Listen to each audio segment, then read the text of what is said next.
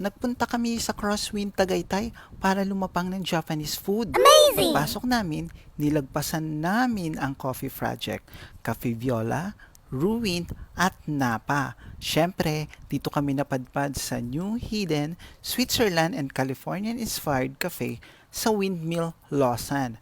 At may natagpuan kaming Japanese food at nagngangalang Cafe Yama. So ayan na, pasok na tayo. Tignan natin ang napaka-cute at napakaganda nilang restaurant.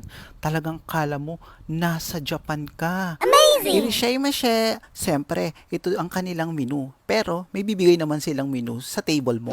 Ito ang aming mga order. Ang tonkatsu, chicken tonkatsu, at ang ramen kahit tirik ang araw, ramen pa din. At ang paborito kong tagarashi, syempre lapang na bakla, feeling Japanese, chopstick pa more. Arigato gozaimasu!